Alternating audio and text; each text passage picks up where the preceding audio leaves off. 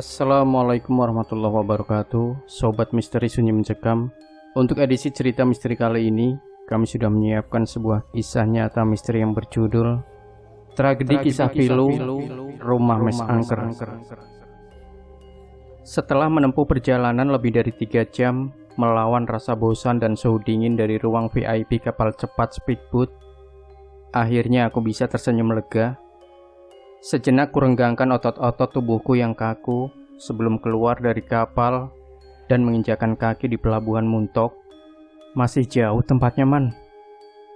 Tanya aku pada Arman, teman satu desa yang membawaku merantau untuk pertama kalinya di provinsi yang terkenal dengan martabak, timah, dan sahangnya. Iya, masih, Yan. Kita naik bis lagi ke sananya, jawab Arman. Dengan terus melangkah sembari menenteng tas ransel, sama sepertiku yang mengekor di belakangnya. Hampir 20 menitan, aku dan Arman berjalan, sebelum akhirnya kami berhenti di sebuah warung kecil pinggir jalan hitam aspal. Ada alasan tersendiri mengapa Arman memilih mengadang bis di pinggir jalan, bukan di dalam terminal.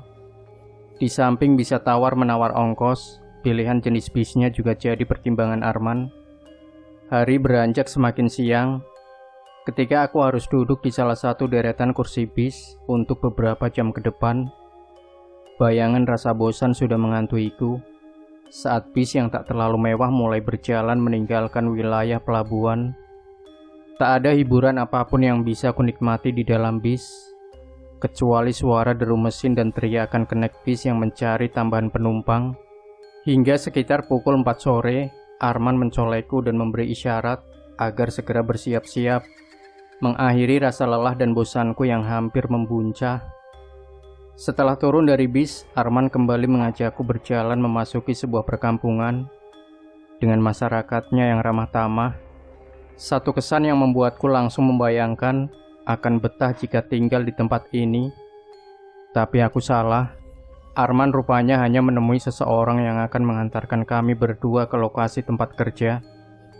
Pak Anam, beliaulah yang bakal mengantar aku dan Arman di kebun sahang milik seorang juragan kaya yang dipercayakan padanya. Apa mau berangkat sekarang, Mas Arman, Mas Rian? Tanya Pak Anam setelah segelas kopi yang disuguhkan padaku dan Arman tinggal ampas. Oh iya Pak, jawab Arman. Butuh waktu 20 menitan dengan mengendarai mobil pick up untuk sampai ke lokasi perkebunan dari rumah Pak Anam. Meskipun tak begitu jauh dari perkampungan warga lain, tapi lokasi rumah yang bakal kami berdua tempati lumayan masuk ke dalam. Ada hal aneh yang kutangkap dari sikap Pak Anam ketika kami baru sampai. Beliau terlihat gusar dan buru-buru pamit setelah menyerahkan kunci pada Arman. Tanpa menjelaskan apapun, perihal rumah berlantai acian semen dengan dinding separuh papan dan separuh batu bata. Hening, senyap, saat kakiku melangkah di belakang Arman memasuki rumah dengan 2 kamar bersampingan yang tertutup. Sedikit lega perasaanku ketika Arman menemukan saklar dan menghidupkan seluruh lampu rumah karena waktu sudah gelap. Mau tidur di kamar sendiri-sendiri atau sekamar berdua, Yan? Tanya Arman padaku yang masih duduk di kursi menghadap ke pintu. Aku nurut, Man. Jawabku singkat. Sekamar aja, Yan. Gampang bersihinnya. Sahut Arman memutuskan. Aku yang sekiranya ingin menyahuti lagi ucapan Arman mendadak urung ketika mataku melihat ke halaman depan lewat pintu yang masih terbuka. Sekilas satu sosok melintas. Ada apa, Yan? Tanya Arman sedikit heran melihatku berdiri dan menatap lekat keluar. Tadi kayak ada orang lewat, Man. Jawabku jujur. Warga kampung sebelah mungkin, pulang dari kebun. Jawabnya memberi alasan yang tak begitu kuyakini. Aku mau istirahat, Yan, capek. Ucap Arman kembali sambil berlalu. Aku sendiri yang juga merasa capek, meski rasa penasaran masih bergelayut. Kuputuskan menutup pintu dan menyusul Arman. Senyap dan lembab, lagi-lagi hawa yang kurasakan ketika memasuki kamar yang dipilih Arman. Ada rasa tak nyaman ketika pandanganku mengedar mengelilingi isi kamar, seolah ada sorot mata tajam tengah mengawasi kehadiran kami di kamar itu. Tubuhku tiba-tiba saja merinding, manakala pandanganku tertuju di atas ranjang berkasur kapuk, di mana tubuh Arman sudah terbaring di sisi kiri yang mungkin sudah terpejam. Tapi bukan Arman yang membuatku tercekat, melainkan bayangan seorang laki-laki terbaring dengan posisi terlentang di samping Arman. "Man!" Tanpa sadar aku terpekik, membuat Arman kaget. Ia langsung terduduk dan menatapku dengan penuh keheranan. "Ada apa, Yan?" tanya Arman bingung. "Enggak, Man, enggak apa-apa," jawabku berbohong. "Ya sudah," sahutnya jengkel, kemudian kembali berbaring.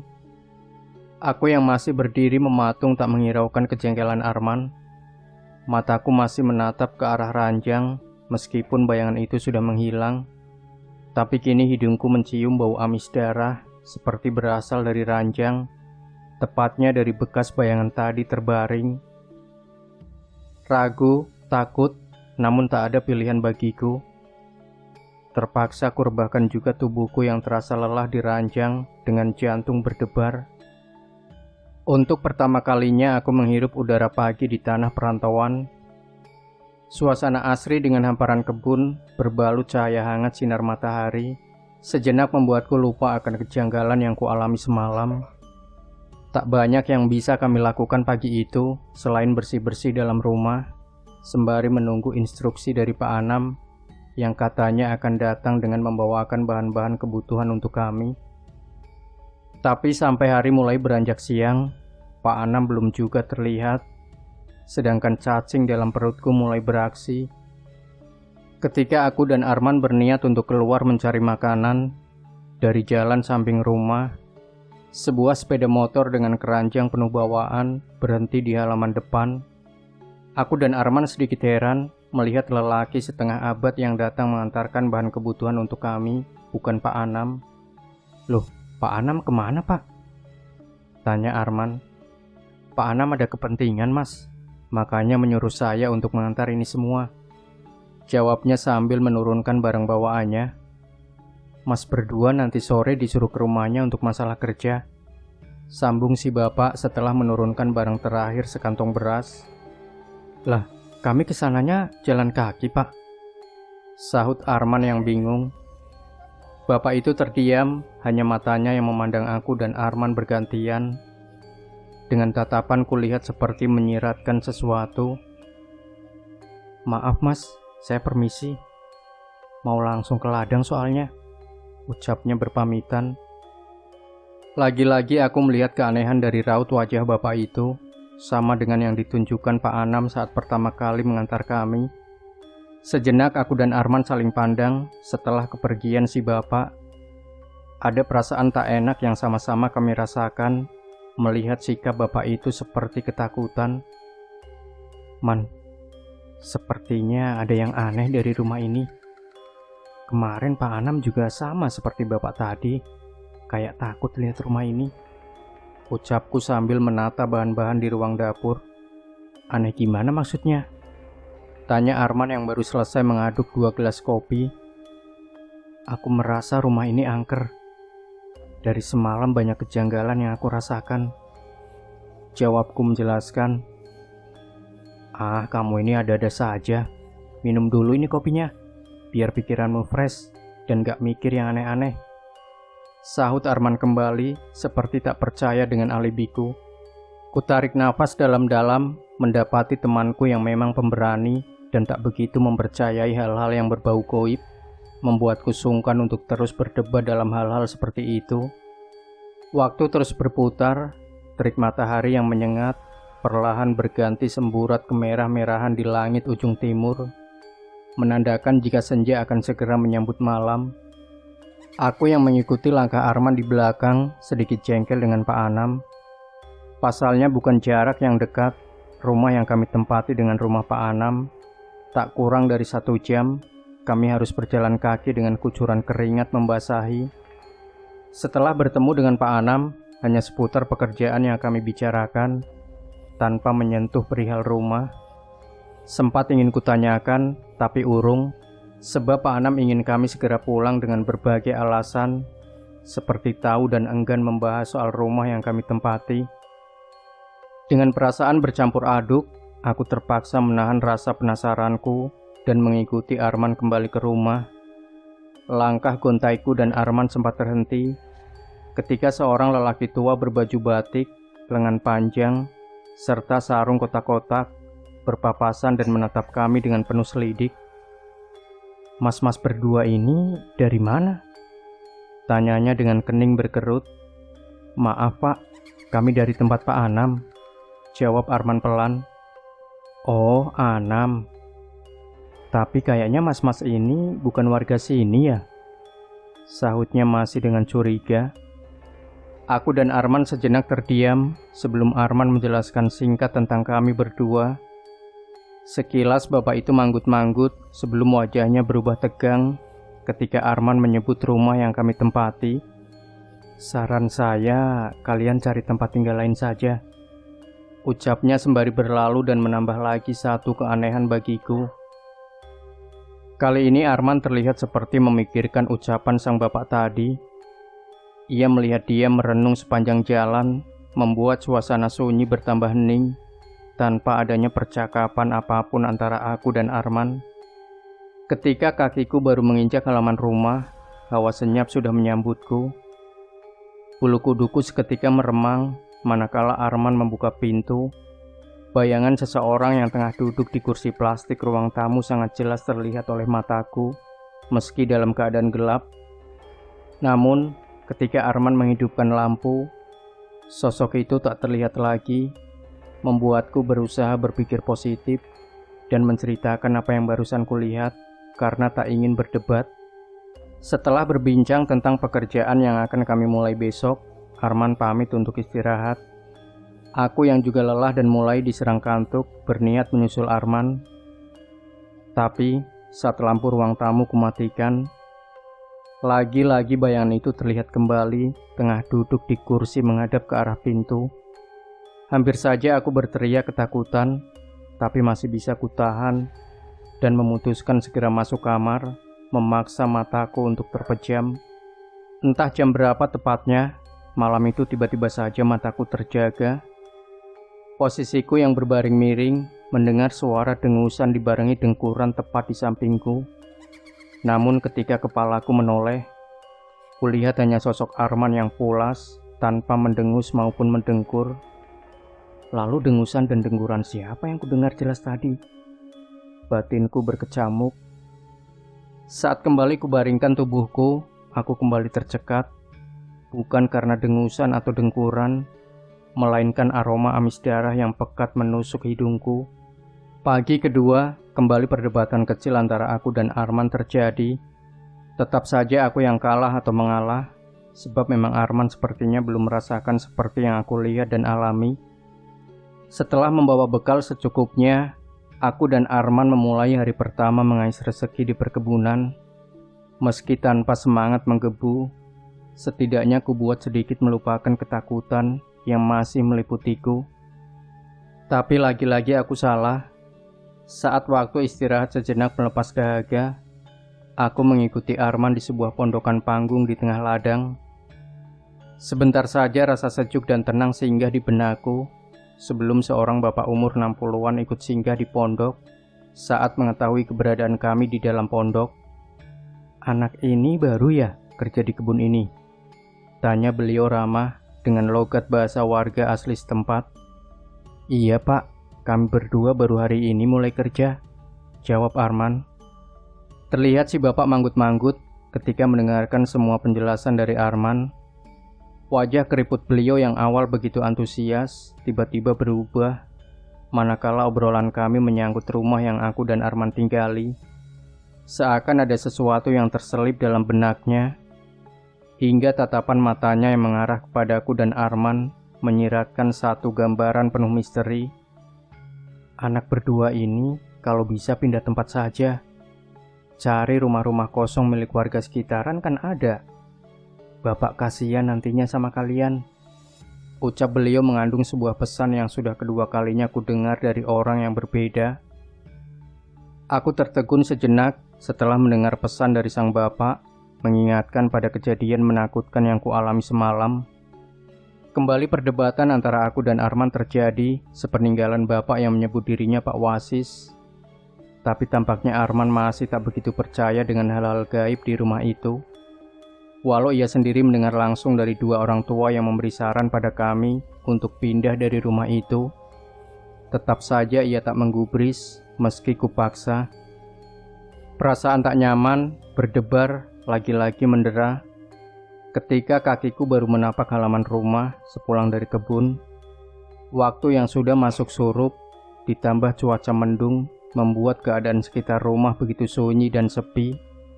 "Yan, aku mandi dulu ya," ucap Arman padaku yang tengah menyimpan alat kerja di emper dapur.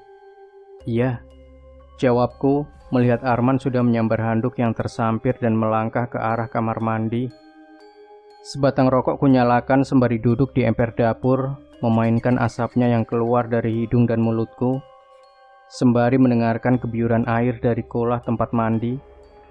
Saat itu tak ada kejanggalan atau keanehan kurasakan, sampai saat rokok yang kuapit di jariku tinggal setengah, tiba-tiba hidungku membaui amis darah menyengat, membuatku terhenyak. Belum sempat nafasku longgar karena bau amis darah, mataku dikejutkan lagi dengan kemunculan satu sosok yang berdiri entah sejak kapan di bawah pohon kelapa, tepatnya di pojok belakang rumah. Sosok yang terlihat sedikit jelas dengan penerangan alam adalah sosok seorang laki-laki berbadan tegap, bertelanjang dada, berambut gondrong, serta terdapat tato di lengan kanan dan dadanya. Matanya kulihat jelas tengah menatap tajam ke arah kamar mandi tak beratap di mana Arman tengah mengguyur tubuhnya. Entah apa yang sedang sosok itu perhatikan dari diri Arman, aku sendiri tak bisa menerkanya dengan pasti. Tapi satu yang membuat tubuhku merinding, bau amis darah yang menyengat berasal dari sosok tersebut. Tubuhku rasanya kaku, dingin, dan mungkin pucat wajahku ketika itu. Apalagi ketika mata sosok itu beralih menatapku, jantungku seolah berhenti berdetak. "Kamu kenapa, Yan?" Teguran keras dari Arman seketika menyadarkanku.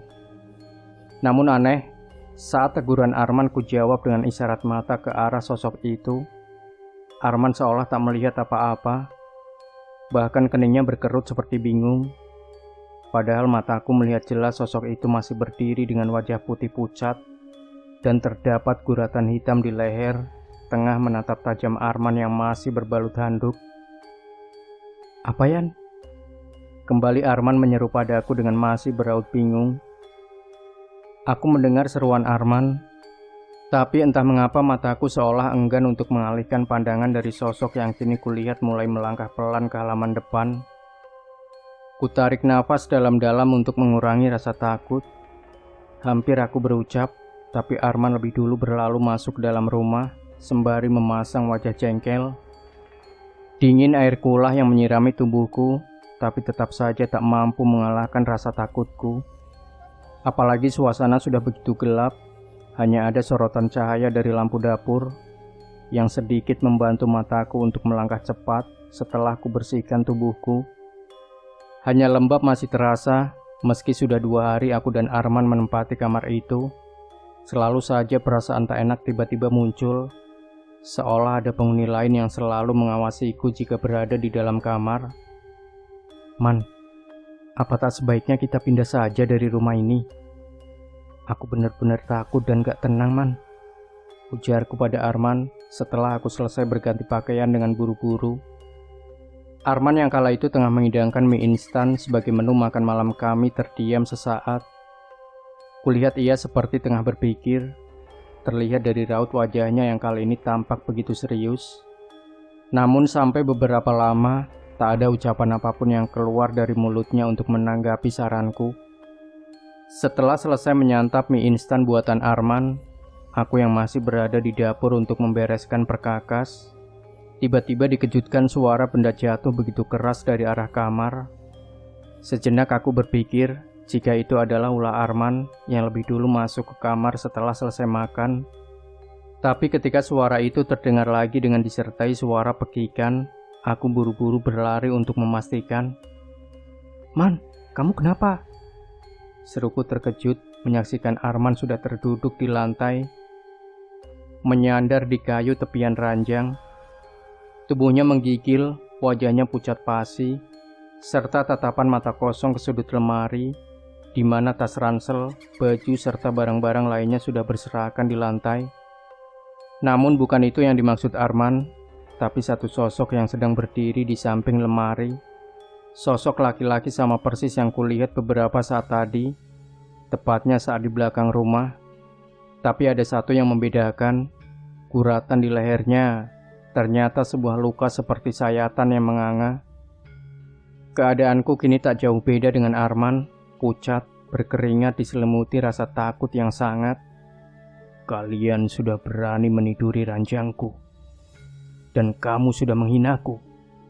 Satu suara berat mengandung amarah yang keluar dari mulut miring sosok itu benar-benar meluluhkan keberanian dan mentalku.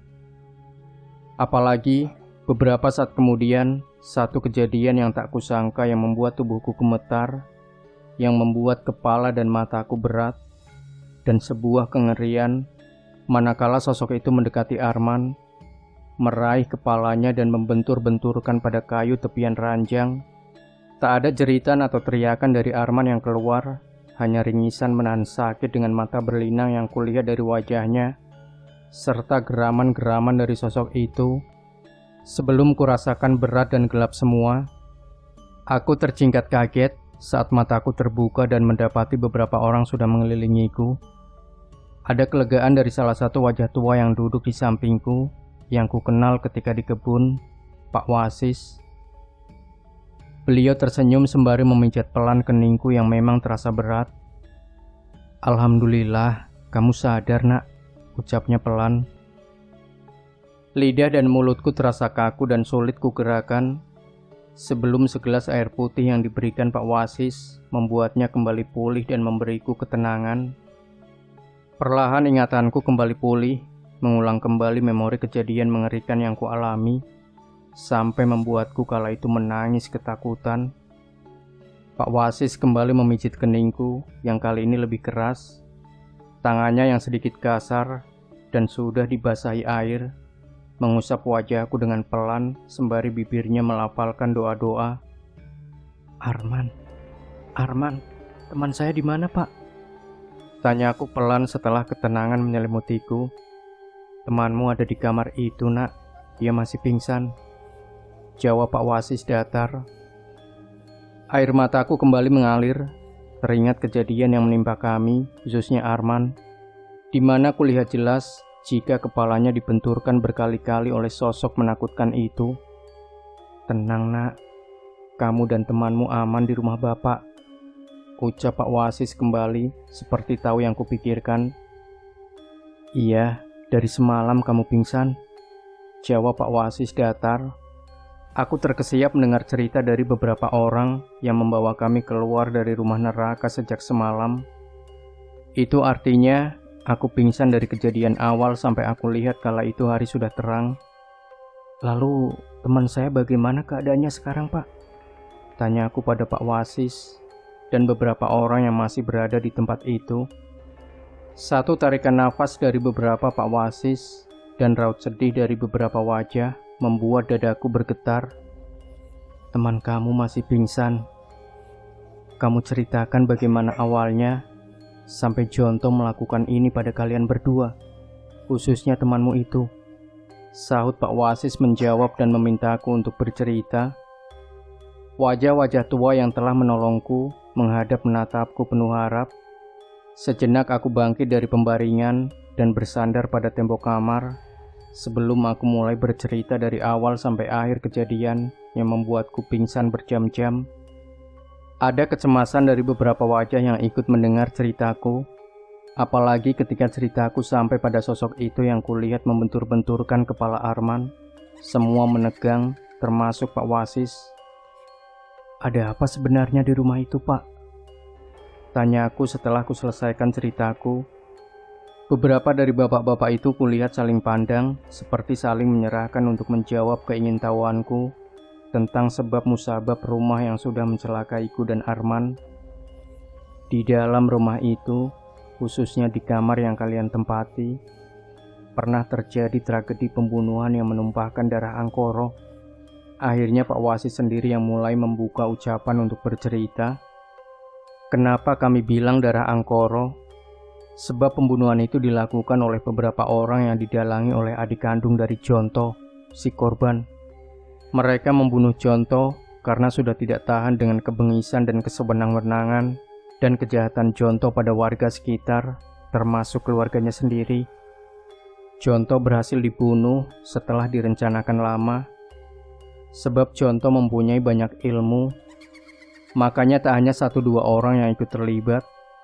Setelah menentukan waktunya yang tepat, berdasarkan anjuran dari orang-orang tahu berilmu kebatinan, malam kelahiran Jonto sendiri yang bisa menjadi malam tragisnya. Jonto dibunuh dengan cara disembelih, tepat jam 12 malam di kamar itu. Pak Wasis terhenti sejenak dengan menarik nafas dan menengadahkan wajah serta menatap ke langit-langit kamar, mengumpulkan kembali kepingan-kepingan kejadian tragis itu. Tapi sebelum Jonto mengembuskan nafas terakhirnya, ia sempat bersumpah, jika darah yang telah ditumpahkan dari tubuhnya dengan cara pengecut akan menghantui dan mencari teman untuk tinggal di rumah itu. Sumpah Jonto benar-benar terbukti saat pertama ada sepasang suami istri yang menempati rumah itu meninggal dengan cara gantung diri. Disusul 1 tahun kemudian, seorang pemuda sama seperti kalian yang juga bekerja mati tergantung di kamar itu. Ucap Pak Wasis mengakhiri cerita ringkasnya. Tubuhku yang sedari awal merasakan ngilu dan sakit, seketika menggigil mendengar sekilas cerita itu. Tak terbayang betapa mengerikannya kamar itu setelah tahu kejadian-kejadian sebelum aku dan Arman menempatinya. Sejak hari itu, aku tak berani lagi untuk melihat, apalagi masuk ke rumah itu. Arman yang sudah sadar namun terlihat linglung, ia sering menangis, berteriak-teriak sendiri, serta membenturkan kepalanya tanpa sebab. Pak Anam yang pada akhirnya menjadi sasaran umpatan kata-kata kasar dari orang-orang tua dan tetua adat penduduk setempat, karena telah menempatkan kami di rumah itu, bersedia mengantarku dan Arman pulang ke kampung. Namun keadaan Arman tak berubah.